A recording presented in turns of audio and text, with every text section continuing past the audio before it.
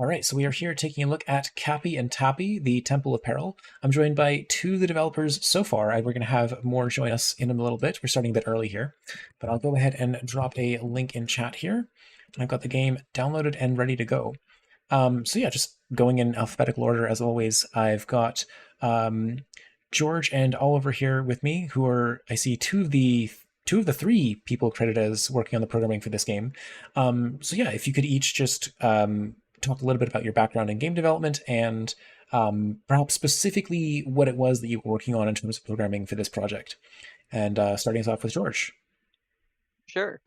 Yeah, so my name's George. I am not a game developer professionally. Professionally, I'm an electrical engineer, but I do write software all the time for my job.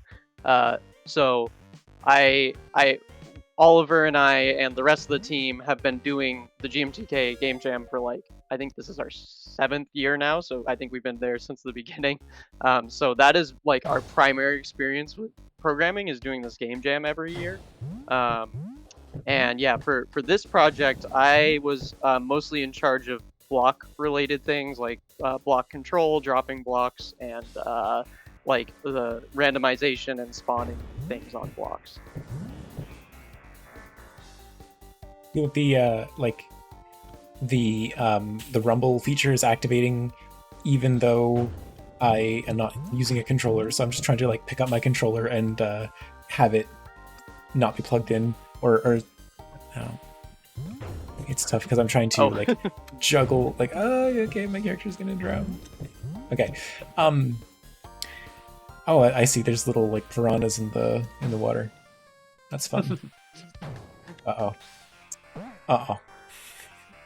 Yeah, okay. So if you die, you'll respawn. Might not get out of that one. Yeah, if you make a gap that's too small for yourself. All right. Oh, and then I see we've got someone else here ready to join us. I'll add them in. All right. Hello. We've also got who's just joined us here? This is Hi, James. I'm James. I worked on the music. James. Hello. By the way, is my mic all right for your volume settings? I've just turned you down a little bit on my end, so you're all good on your side though. Sure. Okay. Cool. I've done my fair share of streaming, so I know how it can be to balance audio.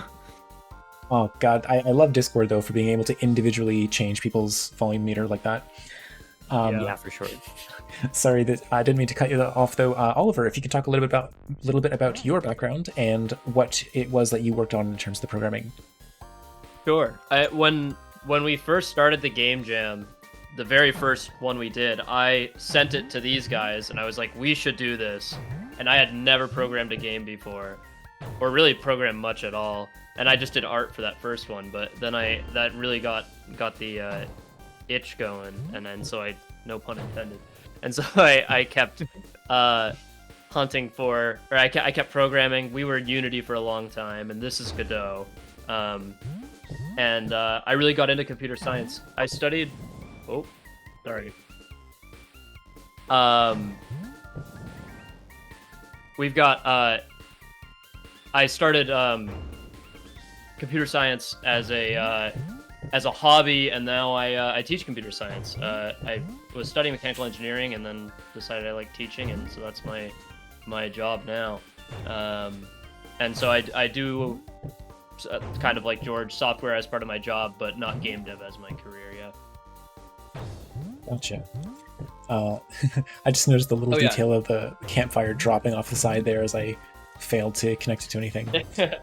Yeah, and I guess that actually brings me to the what I worked on in this game. I did all the controls for Cappy. That was the big thing, was just all that platforming logic, and then I did a lot of the features that you see spawning on the objects. So spikes and holds and stuff were straightforward. I also did the campfires and the way it breaks, like you just pointed out. Yeah, so George and I were kind of juggling the two kind of different systems there, and then merged them together, but at the end. Nice. And then, yeah, in terms of introductions, this is good. This is good timing. We're getting more folks joining us here. So I will just add one more to the call here. Hello. Yay. Hello there. Who is it who's just joined us here? Me and Declan. Declan, hello. We're just going through everyone who's talking about their background in game development and their role in the project. So I'll let you think about that for a second. And James, if you would be okay to answer that question next. Of course. I'm sorry. What was the question again? If you can talk about your well, not specifically game development, but if you your background in, I guess, like music audio engineering and, well, obviously, okay, your role in the project was music and sounds, but if you want to talk about more specifics. Of course, yeah. So I'm actually a little bit of an interesting case. I studied game production management in college for a little bit, and so I do actually have a background in game development. But throughout my entire life, I've been a huge fan of music. I grew up spending many late nights on a rainy evening playing like Pokemon Platinum, just honestly sitting with the game audio playing and just being so enamored with it. So I've been a long time fan of video game soundtracks and a musician for a long time. My parents got me into playing bands and all that, and which of course as a kid I was like, I don't want to be doing this. This is stupid. But over time I started to gradually accept it into my life, and I started playing guitar and keyboard. And Declan, who has just joined us here, in the past couple of years, like the past 4 or 5 years, he actually introduced me to recording and creating music, which then knowing Declan and getting that stuff under my belt, he brought me into this whole foray with joining these guys for these game jams. So yeah. Nice. And hey, I think that's a good opportunity to segue over to Declan, if you'd like to talk a little bit about your background and your role in this project. Yeah, sure. So my role in this project, for the most part, was like level design kind of stuff. I did a little bit of game logic as well with the whole generation algorithm and sound effect implementation and music implementation. I think that's about it. I also made the itch.io page and customized that. But that's about it as far as my game contributions go. In terms of my background, I don't really have a like formal background in game development. I think it was kind of my parents who first introduced me to that kind of stuff. My mom introduced me, funnily enough, to the Elder Scrolls series as a child, and they worked for some kind of development company in the Silicon Valley during like the .com era, and they made a couple of games. So I guess it was always something that I kind of realized was like a thing you could do, which I think is more than most people realize at that age. But I never really had much formal education in it. I think the first time I ever really sat down to actually make like a video game was like maybe 5 or so years ago in like Game Maker, just to see what it was all about. But yeah, most of my game development experience actually comes from doing the GMTK Game Jam for the past like 5 or so years, I think, with the exact group that we have here. Nice. Okay, so then you have like a bit of a like long-term experience. Do you know like how many of these have you participated in so far? I think this is our seventh, sixth. I think it's Okay. our sixth. I think 2019 was the first year we did it. That sounds right. Yeah. Yeah, No, I mean- so that makes sense for six. There have only been so many GMTK jams to begin with, so it sounds like you've been going from like pretty near the beginning. I think we were Yeah. at the very first one. I think because I had been following GMPK for a while before, and been like, oh man, maybe I should get into game development. I really love that idea. And then he said, he announced the game jam. I'm like, this is it. This is our chance to try it. Nice. I'm so glad, like, anytime I hear people who have that kind of experience where, like, they specifically haven't been doing game development up until they get that first sort of inspiration, that first opportunity to, like, hey, I can do this. I can make game. Yeah. I guess I should say George and I both have a pretty long background in, like, board game tabletop development. Just something we've always been interested in. And so that was really kind of what planted the seed for a while, and we still do a lot of that development. But yeah, the distribution of video games is just so much easier. It's a lot more gratifying to be able to make a product, and the barrier of entry to get that into the hands of other people is a lot lower than like tabletop development. Yeah, I have a few friends who have done like tabletop development before, and I mean, yeah, you've got to worry about a whole distribution chain. You've got to worry about, like, getting your hands and getting your game, as you say, like in the hands of players is so much more difficult. So I totally get that just from a logistics standpoint. Like, certainly you can all meet up around like go to like a board game shop and like play with some folks, but okay, sorry, I was just trying to get the last little jump on that level there. You're good. So yeah, I guess and then I see we got one more person here. That's everybody, right? This is our last person to join us? Yeah, that's okay, the last. great. I think so. Hello. Hey, folks. Hi, welcome. And what name shall I use for you on the stream? Micah. Micah, hello. And I see that you were the lead artist on the game. Can you talk a little bit about your background in art or as it relates to game development? Yeah, sure thing. Yeah, I've just been.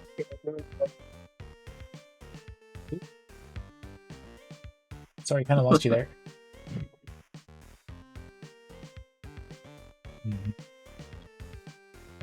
Well, okay, we might have some technical difficulties on Micah's end. But the timing almost worked out perfectly in terms of folks arriving, giving their answer, and then us being able to move on.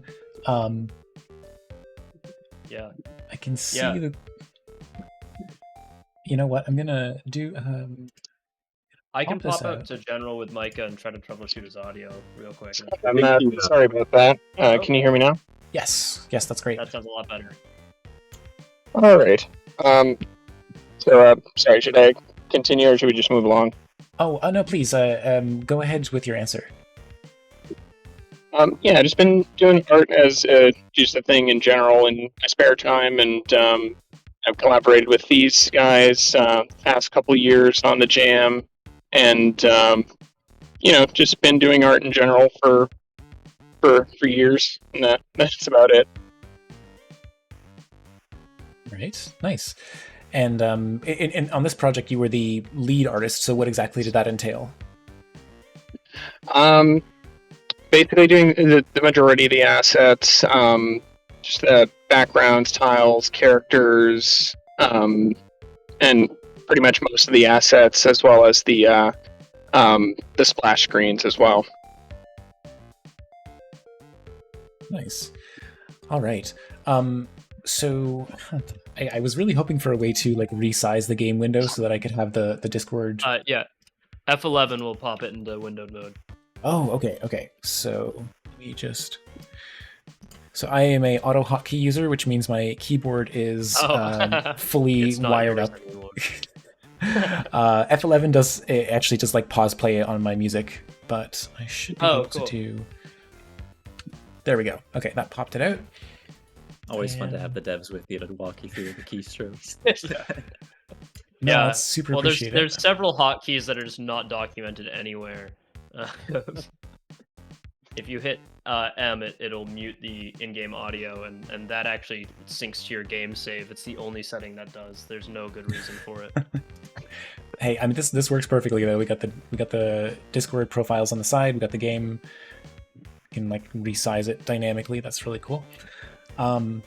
Perfect. All right. So yeah, I find this is not important if it's like one or two people talking, but if there's like this many joining us, I like to have the sort of pictures on the side so people can see the icon lighting up, see who's talking. Yeah, sure. All right, so let's go ahead and get into my next question then, which is if you can talk a little bit about the inspiration for the game. Yeah.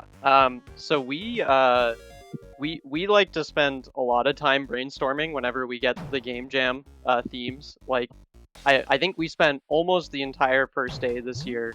Well, for us that was like, starting in the evening, so we only really had half a day. But we spent that day like just coming up with new ideas and listing them. I think. Yeah. I started doing a platformer controller because we thought out of a couple ideas that a platformer was likely, but we didn't even, I was just moving around default sprites and like had no idea what we really wanted to do with it for like the whole first day.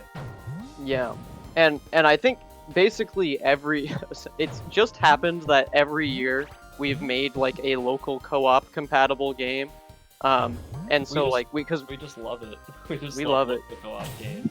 Yeah, and there's not enough games that like let you play with a friend on a couch, and we wanted to make something that met that requirement and was kind of met the theme. We kind of stretched the theme a little bit with this one. We were right on. You're building so that you can scale it. You're building to scale. Yeah. Literal. I agree. I think it's a bit of a pun interpretation, but but anyways, yeah, the idea is you're building a tower to scale it. So yeah, it was like between this and how many like we had like 4 other ideas. Oliver, do you remember what those were? I mean, yeah, I had like pages and pages of ideas. We just do like a, spit everything out kind of brainstorming in the early phases. But we kind of had 4 that we were like really liked, and we made sticky notes and lists of like all the things we wanted to do with it, and then kind of voted out of the last couple ideas. Yeah, so you were saying that you tend to spend a lot of the jam just like, or I should say a significant number of hours doing that initial phase of planning. And are there any other ideas that sort of came up as potential, like, oh, we might start working on this, or what have you? Yeah, I think one of we've always wanted to make a horror game, so I bring this up every year that I want to try to make a horror game, and no one agrees with me, but it's okay. But one idea we had was like if you were exploring like in a tiny submarine, exploring like the bloodstream of a large massive dead giant. That was an idea we had for one like horror game that would deal with concepts of scale and fear in that way. But we ended up not deciding that. What else did we have, Oliver? Do you remember? We had the computer virus idea. Oh yeah. Like we wanted to do something about like spreading a computer virus, like kind of play gink with that. But just like the actual gameplay, we couldn't get it to crystallize in our heads what we wanted that gameplay to look like. And then I mean we had the letter one. George had a word game idea, and that we didn't end up settling on, but he ended up developing a prototype of after the jam for fun. I wanted to jump in there and say on what George was saying about bringing up horror as something he always wants to do. We're going to mention this later probably, but we're putting out a making of video about this game, and there's a little bit of highlight reel of our brainstorming discussion. I swear every other thing that George brought up was relating to horror, and it was just funny to see in the end. He had just seen Alien Romulus like the day before, and he couldn't stop suggesting horror-based ideas. He's like, we need a creature that follows the player, and I've been studying how the Alien Isolation alien tracks the player, guys. I can do it. Yeah, it's true. So, I mean, maybe we'll make a horror game someday.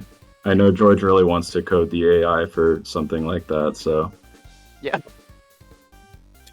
Yeah, I mean, that kind of, like, pursuit-based mechanic is I find it's difficult to do in a way that feels dynamic enough, but this is also, like, I have not played Alien Isolation, so... But yeah, so maybe that's something that becomes like a personal project in the future, Yeah, possibly. or a game jam that you. Okay, the mechanic for. Okay, I see. Oh gosh, I made such a terrible respawn point for myself there. Oh, How many levels are there in this version of the game? so there's 12 or 13. There's 13, 14 if you count. There's like a stupidly hard level called level 666, and then there's an endless mode. I should point out you're playing a slightly modified version of the jam version. This one has like a very light polish pass to clean up like game-breaking bugs and stuff, and it adds a scoreboard to the a leaderboard to the endless mode. But these are the same 13 levels that were in the Jam edition of the game. Yeah. See how I just died? No, I looked away. I missed that. Okay, well you'll see it in the VOD, but I just like launched myself horizontally off the platform. Yeah, if you this is another secret hotkey that was mostly used for development, but I believe if you press well, I guess there is the unlock all feature on the level select screen, but if you press P, I think it skips to the next level. Yeah. If you wanted to try out some of the other like game mechanics that we have later, but Oh, okay. Then yeah, I might do that just for the variety's sake. Well, I'll give this level one more try, and then we'll see where I get. But yeah, I guess I'm curious about like where did the idea like obviously I super appreciate the sort of like couch co-op aspect of this. I agree. It's always nice to see more games that do that kind of thing. I've also been working on a game that has a like can play a single player, but also has a like secondary player can help out in a sort of like assist fashion. So, I guess in terms of the general structure of like building up a platform, like are you pulling from any other games, anything else serving as like inspiration in that way? Well, I think Ultimate like, Chicken Horse. Yeah. yeah, for sure. And then like of course, obviously the blocks are all Tetronymos, so we have some minor Tetris inspiration, but it doesn't exactly control like Tetris. Yeah. It like you're placing blocks with very different goals, and so it ends up like you kind of don't want to let your Tetris instincts win when playing the game. Yeah. Which is kind of interesting because I have a lot of friends that are like really into like the competitive Tetris scene right now, and when they were playing the game, they really had a lot of challenges because they were like, "Oh man, I want to clear lines, but that's not how you win." God. Oh, I think I'm doomed here. This is... I'm playing the post-gen version of the game, and I imagine it's much easier if you are playing with somebody else. But did you find people were having like difficulty? Or did you get to see many people playing the game live during the jam? Yeah, We like testing a lot. And so we had a lot of people through our like development who'd come in and try it for a little bit, and so like that was mainly leading up to the jam. George, but you were gonna say something about? No, continue, Oliver. Just that yeah. So like leading up to the jam, we had a lot of testing going on, and post jam, yeah, we showed it to some friends and had them play it and stuff. And in hindsight, I'm like, maybe we made it a little too hard. But I think actually the difficulty is surprisingly level whether you're playing by yourself or with a friend. Especially if you've been playing a lot of video games and you've got the kind of you can do two things at once with both hands. Most people didn't have trouble doing both, but like I found a lot of new players really had a hard time getting their heads around like the hold mechanics and just like because you're just doing a lot of button presses kind of in sync together. But at the same time, I think the mechanics are very satisfying once you get them down. And so, oh, that was a funny snag. To Um, add on to that, I was doing my music remotely, and so I had a whole bunch of people around me that like my roommates and such that were always alongside me while I was developing all my stuff. And so whenever the guys would put a new build out for us to all play, I would have some of my roommates play, and I only really noticed big difficulties with grasping the mechanics with my friends that aren't normally gamers, like don't really go out of their way to spend time playing games. But a lot of people that are in our friend group that do have background in gaming, where it wasn't as hard for them to get a grasp of the mechanics. One thing I did notice that was a little frustrating, as somebody who was part of the development team, is just this commonality of not paying attention to instructions when you're starting a new game. With everybody has that. I even have it, the hubris of I don't need to have these instructions. I'll just learn it as I go along. But really, with this game, in the first, I think it's like the first 3 or 4 levels, is the main mechanics are explained to you in like little decals on the back wall. I was just noticing a lot of people completely just brushing over those, and just seeing them from the background. Yeah. I'm like, oh, I want to say something, but I'm going to let them have their organic time playing this and all. Yeah, that's a good point, James, because you, like, I remember when James was playtesting it for the first time, you skipped the tutorial levels because originally we didn't have them like cleared. Yeah, we we didn't have that unlock all button. You could access all the levels from the beginning, and people would just skip the levels that explained things. So then we decided, we'll put this unlock all button in case there's a buggy level or something. But really, we need to force people to play the tutorial levels, especially for the hold mechanic, because the hold mechanic is like not a common mechanic right now in platforming. Yeah, I fell into that pitfall. I remember George was kind of poking fun at me, saying, "I bet you can't beat the level that I designed." And oh man, I just got so fired up by that. I'm like, you know what? I'm gonna go straight into that level and I'm gonna learn it. And I was having difficulties, of course, because I wasn't doing those first preliminary levels that explain the mechanics. And I was thinking, guys, how do you do this thing? And they're like, did you play the first few levels? And I'm like, oh wait, actually, I should have done that. Yeah, it's always a funny thing in terms of like when I see people. It's the contrast between like when you're the developer or when you're the player. It's like when you're the developer, it's like, why didn't you read the thing? And when you're the player, you're like, oh, what, I was supposed to read that thing? That is very true. And like that, there's a few things like especially with the hold mechanic where we had to add like some visual feedback features based on feedback from our playtesters. Like the arrow that you see when you grab a hold, that was there because we weren't it wasn't clear to players which direction they were launching or like when they were about to launch off a hold. And so that was part of the visual feedback we added. And that was due to playtesting. Oh, you're so close there, dang. Yeah. No luck. Yeah, I think that the arrows, I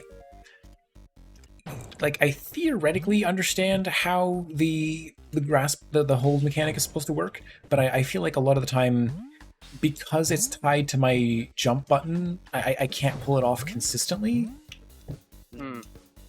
That was some feedback that we heard pretty consistently, is that people wish there was a dedicated sort of like hold and release button, which I think we were working on, it's implemented on the hopping.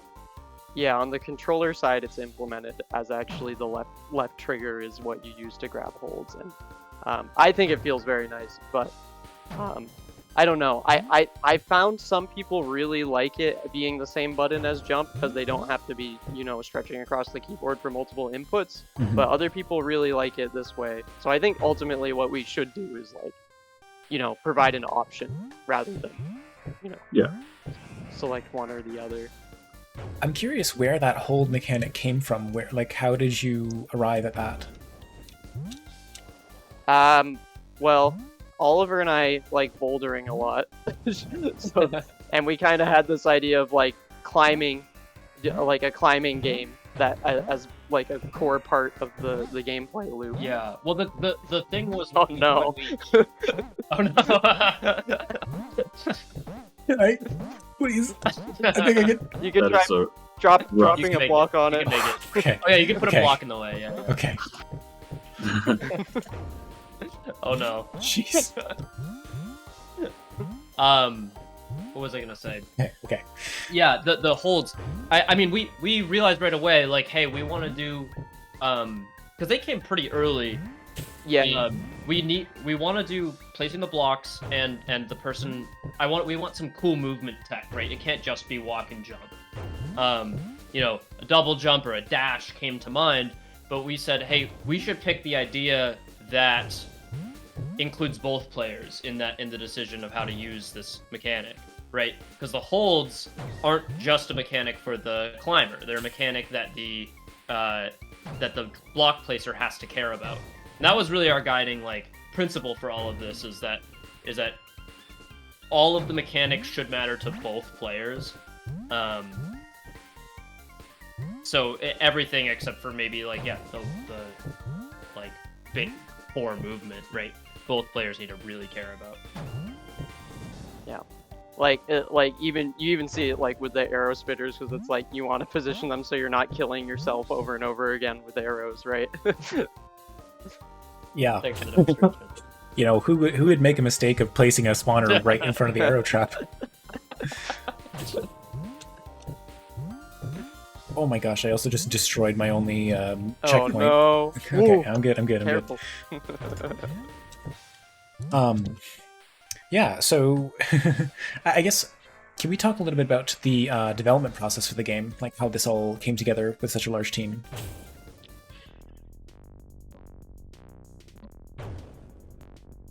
Yeah. Oh. So I think most of us were all in one spot, and I think that helps a lot. Like being able to all get in a room together, especially for the early phases. Like we took a time lapse. Sorry, go ahead. We took a time lapse of us working, and one of the more interesting things from that time lapse is you could see us getting up and walking over to each other's computers and trying what each other had come up with over and over again. So it was like everyone was very involved in every decision, even though like we had people who were dedicated programmers and artists. We all were contributing to that kind of thought process. And so like I think for us, for the jam, working together in person is always really important. And not all of us could do that. Like James was remote, and that worked out pretty well. Yeah. But I think we're very good at just saying like, this is your task, go start doing it. And when we're designing code, we try to make stuff that's like not tightly coupled and is like as modular as possible, so that like Oliver and I could develop the dropping blocks and the player completely separate of each other and not have to worry about what the other person was doing. And what I was going to mention was we also did like some paper prototyping and stuff, and being in the same place, just so I feel like the paper prototyping does a couple things. Like one, we kind of got a feel for like what kind of, how common do we want the like holds to be, and how do we think gravity should work. Like you mentioned, and how far should your jump be? Right. How high should your jump be? But the paper prototyping also does a lot to just get us all on the same page about what the idea actually is, because it's really easy to think that you all know, like you're all on the same page, and then you realize like, oh no, we were talking about two different games. Yeah. Yeah, that's really cool. I'm actually like, again, I think maybe that's, if I can call it a luxury of having a larger team, is being able to do a paper prototype, because I think a lot of people are just kind of like, we're just gonna go, and it's gonna, and you're gonna end up with things like, I don't find that there's a lot of room for improvisation in a game jam. Like once you've settled on something, you're kind of just locked into that, and yeah, for better or worse. Yeah, for sure. It's like, I think we really benefited from doing, I think this is the first year we've actually done paper prototypes, and I think it was to huge benefit to us. Like, I agree. Like, I don't think we never have that clear of an idea until we start developing.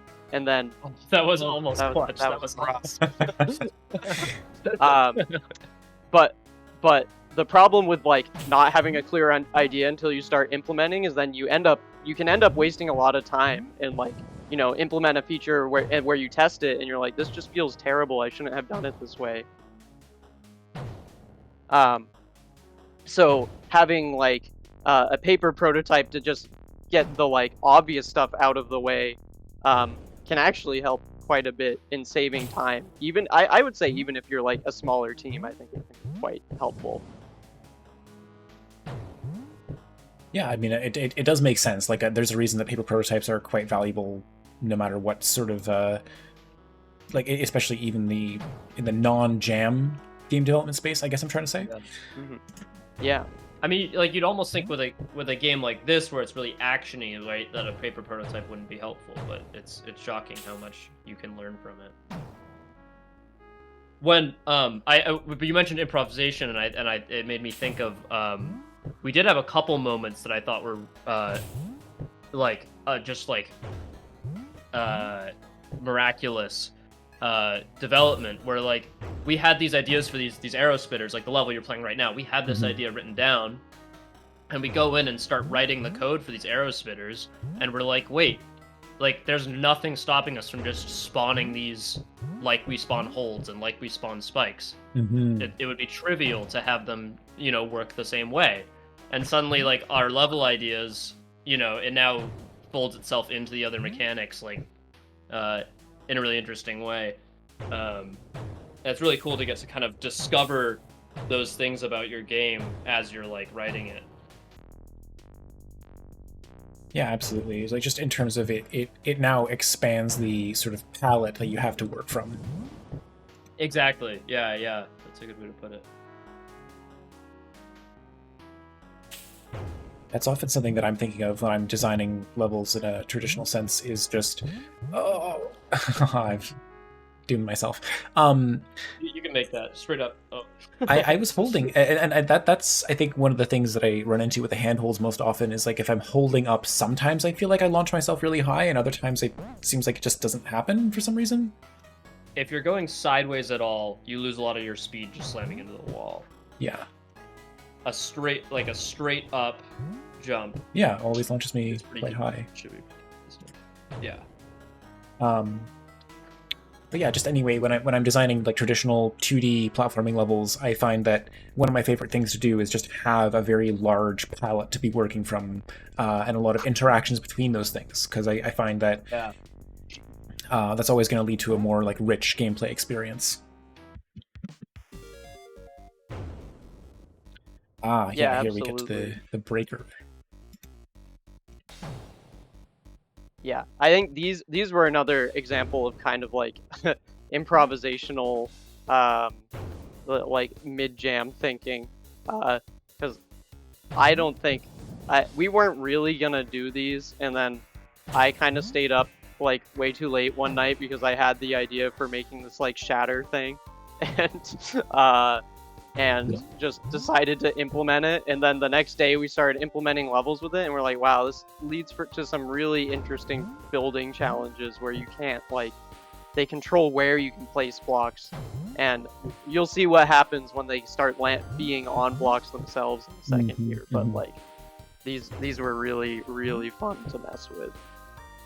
Yeah, George literally took that sort of shatter, I don't know, I guess like shader from another like demo, I think, or some other game that was written in Godot, and really just wanted a justification to put it in our game. And so he kind of, I think, built the shatter mechanic around just wanting to implement that like graphic. Maybe. But it ends up being a very interesting mechanic. So yeah, no, it's sorry, that's not to shade the mechanic. No, it is one of my favorite mechanics. I do like it a lot. I was hoping for a long, thin one for the longest time, and I finally got one. The handhold's in the wrong place. And I respawned underwater. Oh. All right. Well, I'll put it on the bug list. Thanks. That might have happened to me one time, and I was never able to replicate it. press escape to Yeah. get out of the... Yeah. So I guess the one of the first things that I wonder about is like so there's the breaker blocks that you need to be careful of when you are placing them. I guess I'm going to be seeing them in this level or perhaps shortly thereafter, but yeah, here they are. Because I like the idea of being able to break blocks deliberately. Like if you place something in the wrong place, it's like, oh, I have to be careful, Escape. but I can also escape if I've trapped myself. Yeah, these were really interesting because we thought they would, when we were implementing them, we were just like, oh, these are just going to be like completely bad for the players. We thought they were just going to be an obstacle. But it turns out that, yeah, being able to dig yourself out is actually really useful. Especially if you're doing like a longer, endless run of this game, they can be super useful. Yeah. Nice. Yeah, they ended up being kind of an answer to that question because we were talking about like, hey, should we be able to like erase blocks? It's like you said, it's kind of unsatisfying when you trap yourself and it's just like, oh, there goes the run. But this ended up kind of answering that question for us. That yeah, we can just do that in a more in a way that's more cohesive with our other mechanics. I'm curious. Okay, so you break that and it just destroys everything, but anything that was placed on top of it's still floating. Right. Yeah, that was something we figured out in the paper prototyping phase is how we wanted to do those physics. So we thought about like full physics where the blocks would kind of, fall down and like topple over. But this seemed like the right balance that would let you do what you wanted without just like, you can't just like stick them in the midair. Yeah.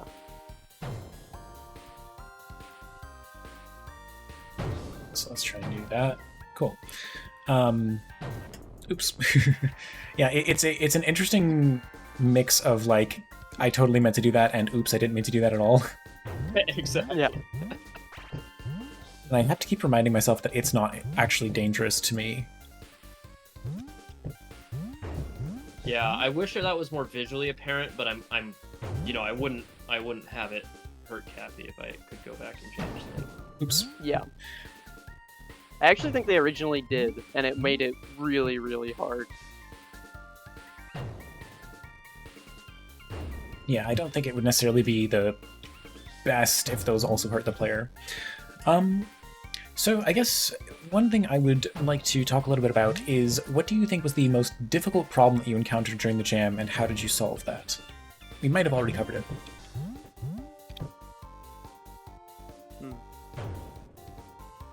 Nothing jumps to I can mind. talk on my side with the sorry, go music.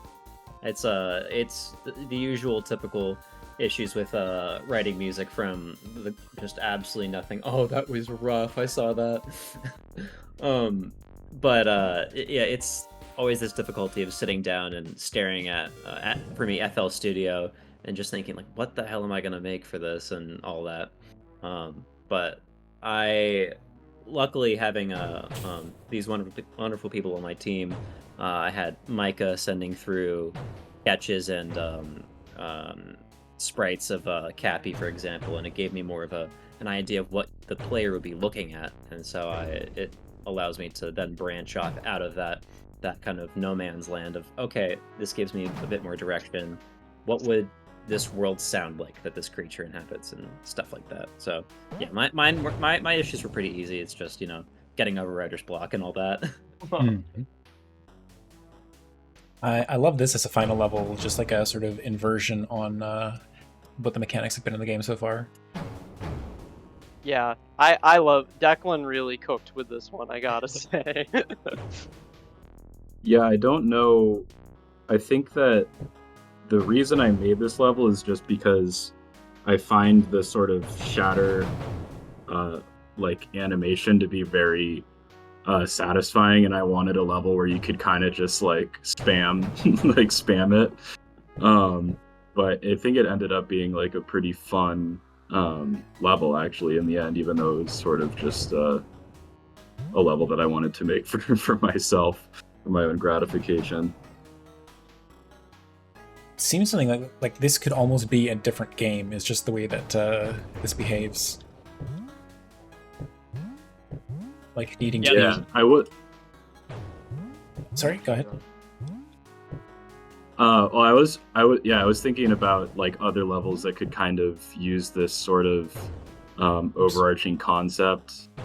And yeah, I was thinking about maybe adding like unbreakable blocks and stuff, like for maybe in the future. But I really enjoy. I feel like it happens a lot in. It's a pretty common theme in other puzzle games where you kind of get used to things being a certain way, and then the developers sort of implement it in a way that's like completely backwards from anything that you've sort of experienced in the past, which I also kind of appreciated about like the top-down design rather than building up from the bottom.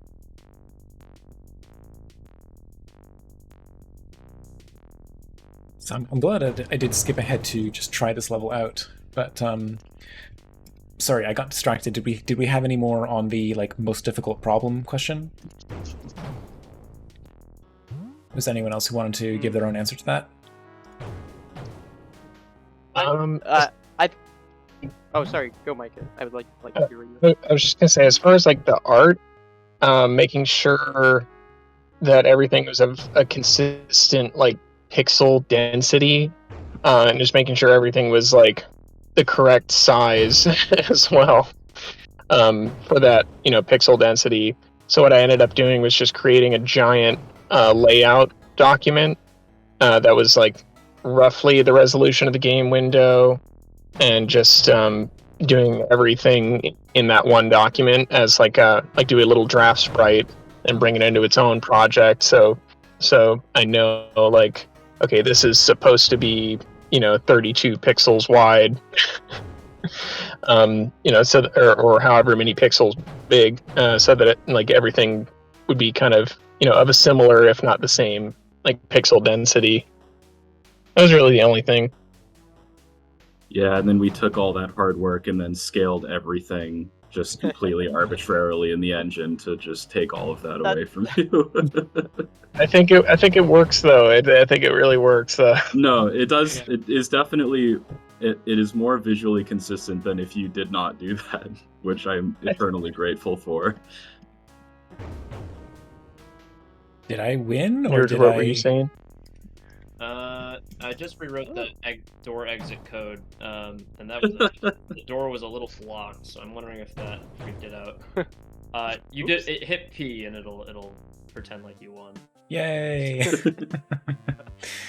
Got the door. It's allowed. There you go. Yeah, I can't think of any other sort of like game design problems that we ran into aside from just like really obscure bugs that we had to like replicate and solve. Yeah, I will say though, even like working with Godot, our like weird bugs we had to fix have been so much better. Every year before this, we've used Unity, and almost every year we've had an insane game-breaking bug. And Last year Godot we failed to submit because of like an engine bug in Unity. Like we submitted a bug report and they fixed it after the jam, but we couldn't submit because of That's brutal. the engine bug. And it's like at that point, it's like, why am I going with the mainstream thing? Like, why am I going with the like the professional software? But if it's just gonna have engine bugs that stop us from doing our stuff, I guess I can't believe we didn't mention this as far as biggest challenge during the jam. This I'd used Godot for a little while now, but no one else on our whole team had ever really used Godot before this project. And I think that's really a testament to how well designed it is. We were able to get into it like really quick. I mean, and part of that is just like it's not that different than Unity. It is a lot more intuitive and just a lot more user friendly in general. I'm super glad to hear that you were able to make the pivot over. So, do you have any plans for continuing development of this game? Yes. So, as Oliver mentioned, recently we put out an update that should fix most most bugs, and we'll probably fix any of the other bugs that you've just found on this stream. But we're planning on continuing development because we got really good feedback during the jam, and like everyone that we've shown it to has really enjoyed it. So we decided we're going to continue developing and try to do like a full release of the game at some point. So right now we're kind of in the polishing and like clean everything up from the jam mess stage. But we already have a huge list of ideas of like new levels, new like blocks and features on blocks we want to do. So yeah, we're continuing development. So if you'll want to see more of that, you should follow us on our socials. Absolutely. Well, I'll be giving you a chance to. Sorry, go ahead. I was just gonna like add a quick comment in. Yeah. When I was having my friends and on my side when I was working remotely, having them play test, I almost everybody afterwards was like, "Are you gonna put this on Steam? Like this should go on Steam, right? Yeah, you can put that on tomorrow, right?" And it's like you can see the, average people we don't have a background in game development, just expecting this to be just a fully finished product. But yeah, it was funny to hear. Yeah, it's very true.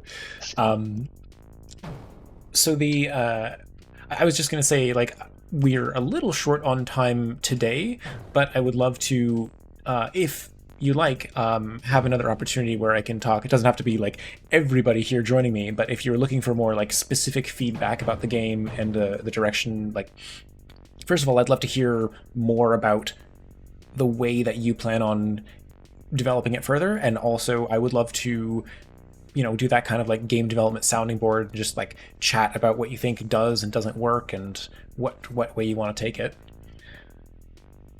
Yeah, absolutely. That sounds awesome. We'll stay in contact about that. That sounds like a great opportunity. Yeah, I'd be interested in that too, for sure. Great. With my music, I love to get as many ears on it as possible to see what the average person, finds from what I've created. So it's if anybody wants any if I can get some feedback on it, that'd be really cool. Not that it's a necessary thing, but I always appreciate it. Yeah, certainly. I mean, I always tell people I don't have the like proper vocabulary to give feedback on music, but I'm always happy to give feedback on like game development stuff. Absolutely, yeah, I get that.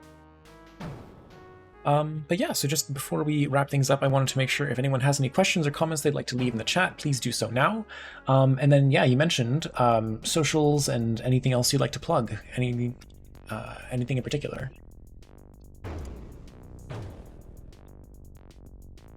Yeah, what is Declan, what's our Instagram? We are the first pancake. Yeah, we are the first pancake. And then we also have a YouTube channel, which I think is The First Pancake, like DA First Pancake, where we will post a sort of like making of, I guess, like pseudo documentary, if you could call it that. It's hilarious. Declan's the whole the game greatest editor known to man. Oh yes, and then yeah, the links are all also in the game, so that's nice. Yeah, the best thing you can do is download Cappy and Tappy right now, play the frick out of it, and then click all those links there and hit follow on all of them. If they work. If they work, yeah. That looks like it's bugging. Hang on, I tested it. I swear. It might be we were having issues with resizing the screen, messing with. I was about to say. It seems like it's probably related to that. But anyways, if you have it in full screen, it should work. For some reason. I guess I'd have to press F11 again. I think it's just maybe to do with the hitbox volumes. You can send me links in Discord and I can repost those in chat, or I can you can feel free to post them yourself.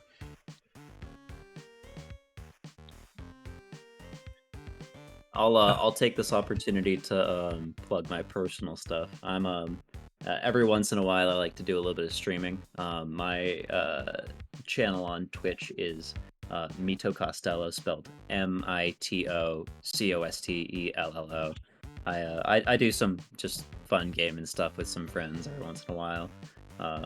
I've done like mostly Minecraft, Skyblock, and stuff like that, but I might be doing some music on there in the coming months. And I'll follow James' lead. I have an Instagram page at it's just at Micah Kelly Art, and I post semi-regularly, and just art stuff. Yeah, and I will also add, like as Oliver mentioned, we also do quite a bit of tabletop development, and we also usually post that stuff to our itch. So Oliver's itch has a cool game you play with Nerf guns and secret rolls on his, and mine has a role-playing game that you play with real-life books. And yeah, mine is going to Kickstarter soon, so that's pretty exciting. And George and I are going to be at PAX Unplugged showing it off in December. So if anyone happens to be going there, come by and see us and try out the game. Awesome. Yeah, that being Thieves of the Tome, future Game of the Year contender. Be warned, everybody.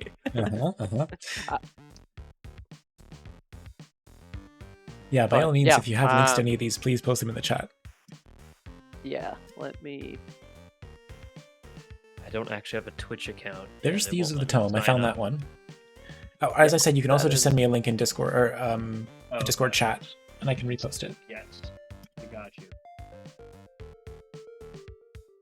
Okay. There's our Instagram.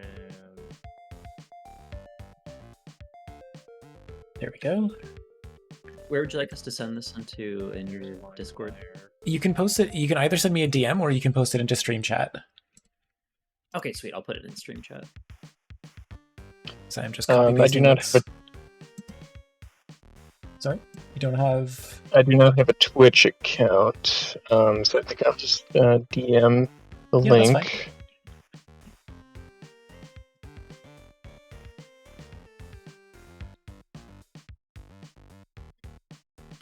Yeah, I think this is, like, I would love to see where this goes. I think there's definitely a potential...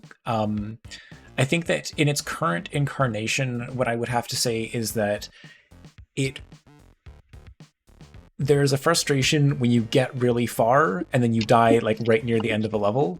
So I would love to see changes that address the difficulty curve. Yeah, I think that's something that we struggle with pretty routinely when we do the game jam is, you know, you're like playing the game for basically 48 hours straight that you don't realize how good you get at it, and then you end up designing all of these levels for someone who's been playing it continuously for like 2 days straight. And you don't realize like how hard the levels you're making are.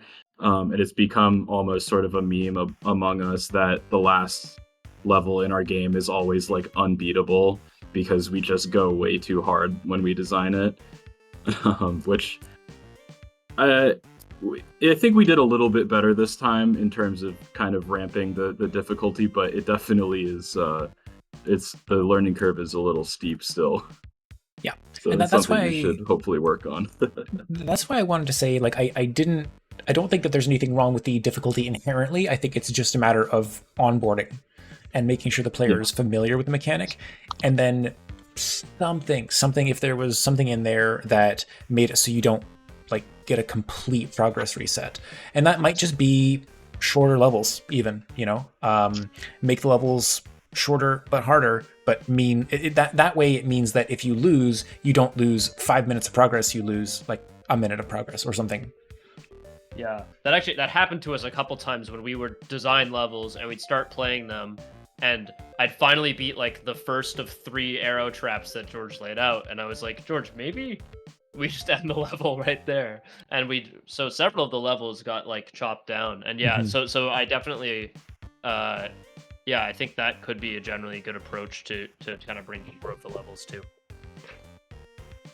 Awesome. Well, I'd love to continue this conversation perhaps another time, but thank you all so much for joining me. Are there any last minute links we want to drop in chat? I think that's it. Okay. Yeah, I think we got all. I think we're all good. Awesome. Well, thank you so much all for joining me. It's been a lot of fun to have this conversation, to take a look at the game. And yeah, looking forward to seeing where it goes next. So until then, have a good weekend. Thanks for having us. Yeah. Yeah, Thanks for having us. Good night. Yeah, thanks so much. I appreciate it. See ya.